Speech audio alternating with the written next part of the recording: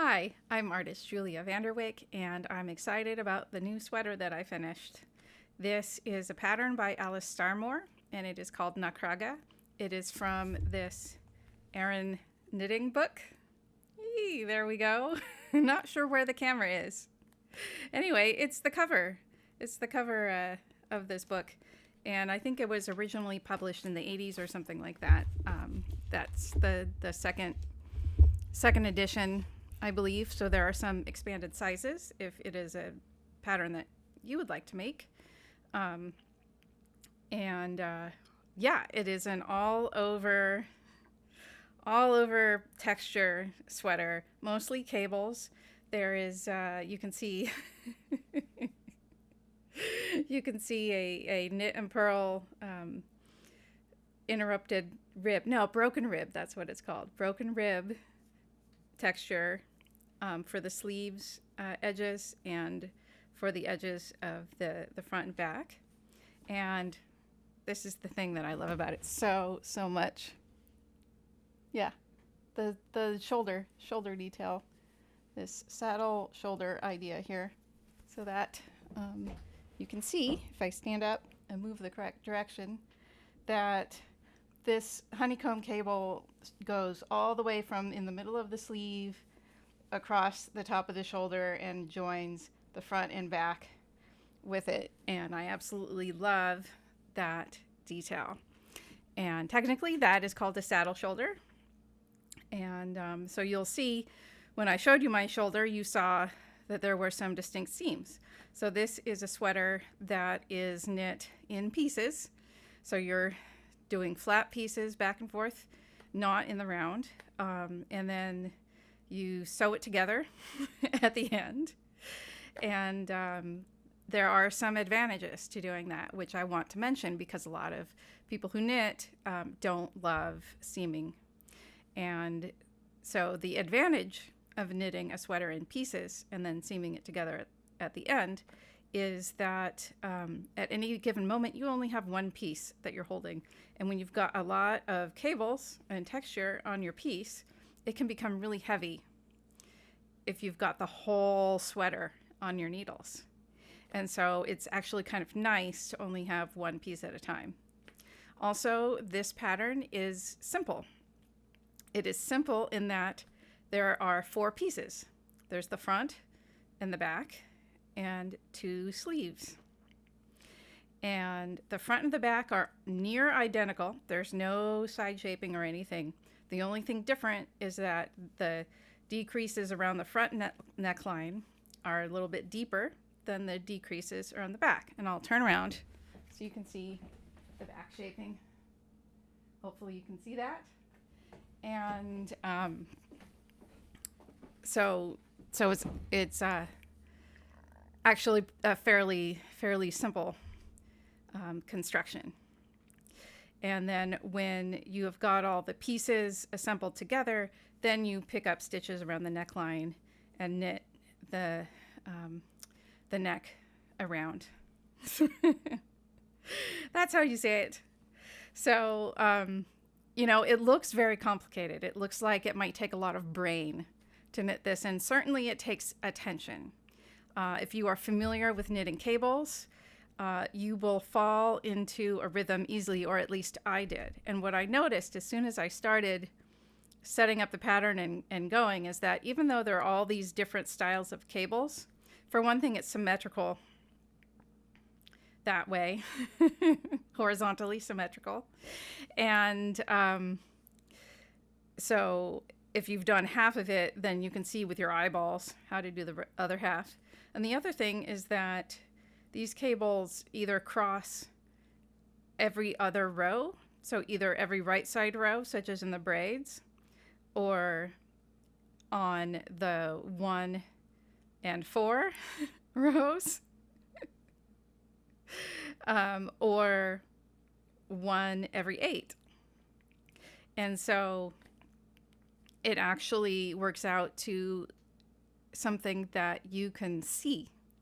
You can see where you are in the pattern with your eyes once you're accustomed to the cables and you don't have to refer to the chart so much. And I love charted directions because I have a visual brain. But there are certainly apps that can take a chart and write it out for you if your brain works that way. But I do everything visually, so I absolutely loved that.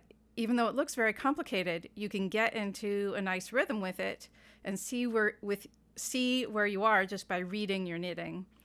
And so after a while, I didn't really have to have the charts with me when I was working on it. I only really needed the directions to know when and how to do the shaping when we got up to that part. And so a note about modifications. I didn't really modify this at all except for length, in particular length of sleeve. My arms tend to be a little bit shorter than the average sweater pattern presumes. And so what I love to see when I look at a sweater pattern is I go and I look at that schematic. And a schematic is just a geometric drawing of the basic shapes of the sweater with measurements. This is the measurement of the circumference. This is the measurement of the armhole, that kind of thing. And so I can compare those sweater measurements of what the pattern expects you to create with my actual body. And so I knew that I was not going to be getting to the top of the written pattern on the sleeves, because I needed a few inches shorter for it to fit me well. And so those are the kinds of modifications that I made. But really, mostly, I picked a size that seemed like it would fit with a little bit of positive ease. And I made it. It actually ended up being the size that the pattern said that it would. So yay me. And apparently I did my gauge nicely. So it does fit me really nicely. And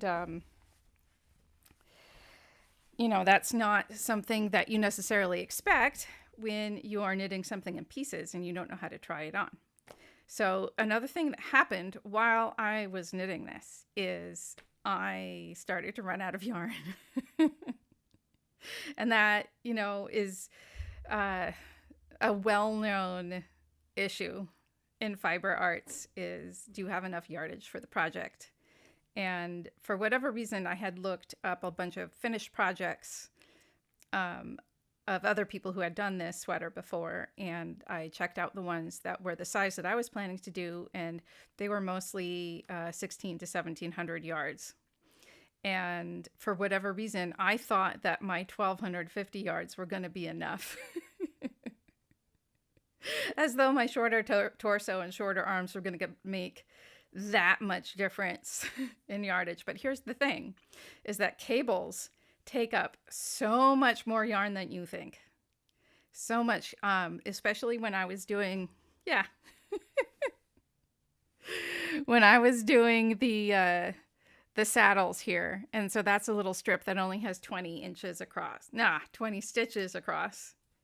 And I could see very well how much the cables were not just pushing something in, but pushing it down as well. So there's more rows in here as well as more stitches wide to make the size that it is. And that is more than you would need for just a plain stockinette stitch sweater. And that's what I was basing my original amount on. And I was incorrect. So then I had to guess how much more yardage I was going to need. And the yarn that I'm using is undyed. This is the sheep color. So when I go back to the store, are they going to have more of the chocolate brown sheep color in this yarn? Do they even still carry the yarn? Yes, they did. Whew. And yes, they had the darker color. But was it actually going to match? Because it's undyed. And so you're just relying on the sheeps to have consistent wool color, which I believe that the colors of sheeps wool can vary. I got some more yarn and it wasn't enough later, and then I just went back and I got the rest of the yarn they had in there, and I ended up with 16 to 1700 yards, just like all the other projects that were this size. So anyways, and about the yarn color, it is close enough. You know, the skeins that I did the sleeves from is slightly different. I don't know if you can see that in this lighting, but it's ever so slightly less warm in color. And the sleeves match each other, and I don't think it's something that you would really see. I can see in both the lighter side of me and the darker side of me. It blends well enough. And so I'm very happy with that. But while I was playing Yarn Chicken and trying to know if I had enough yarn, it was in pieces, and I was like, did I make it too big? I don't know. And so I did actually get enough together to pin it together to try it on before it had been seamed. And so I did make some clips of that. And so you can see me, you can see me worrying about it. And that was a great thing for me to do, because then I could see that it was going to fit and it was the right size. And all I needed to do was to make my yarn last. And the last thing I'm going to say about that is that I almost didn't have enough yarn, even with all the skeins from the store of this shade. And in order to do the neckline and the seaming, what I did was I started ripping out the gauges. I'm really glad that I made 3 gauge swatches for this project. To be honest, it worked out. And so I ended up with 1 gauge swatch and a half. That's the amount of yarn that I have left from all of these skeins after this project, and it was well worth it. I'm happy I did it. This is going to be a really nice and comfortable sweater to wear in the cooler months. I'm going to really love this sweater. It was worth all the effort, and I'm glad that I did all the extra efforting that I did, which is the multiple gauge swatches in the different textures of the sweater. And I'm glad that I did the measuring against the schematic so that I could be making it to my size and not the pattern size. And I am glad that I just went and got the rest of the yarn, because I needed every last bit of it. So I'm really glad that I went to all that extra effort to do this. And I'm glad that I looked at my how to do mattress stitch and grafting the shoulders instructions just to refresh my memory on here's how that pattern of stitching goes, because seaming is a whole other skill. It is not the same as knitting, and that's the reason why a lot of knitters don't like to seam, because it's a whole other skill. And mattress stitch worked really nicely on the vertical seams, and it actually went pretty fast. The book that I used to refresh my memory on mattress stitch talked about going every other row instead of every row. It doesn't have to be a perfect duplicate of all the stitches up the side to be secure. And I did that, and it went pretty fast. And the grafting as well went pretty well. I only had to redo a couple of seams no more than twice. Compare that to another all over cable sweater. Oh, that was also an Alice Starmore sweater from this book. But that one had set-in sleeves and was fitted, but I was modifying the size, and long story short, I end up doing the sleeves 3 times each at least. So I didn't have to do that with this one. It was a much simpler setup. So love the classic patterns. There is a reason why these patterns are classic very often. And it's not just because they look nice. It's because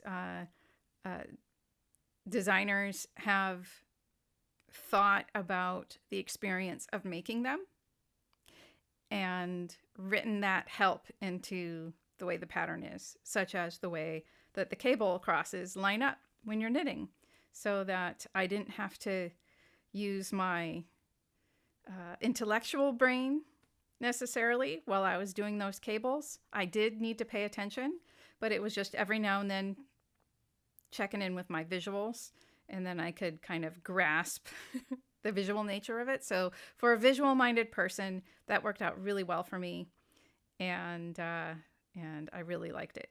And the other little detail that you will no doubt have noticed that I would like to point out is the twisty rib. That's so cute. Here it is, twisty rib. And I like the way they match up with the antler cables there. So she really did think a lot about this design, and it showed in my experience of making it and the result. So yay!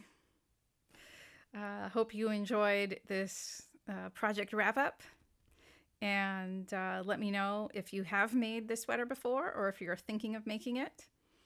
And I'd love to see what you did. Okay, bye.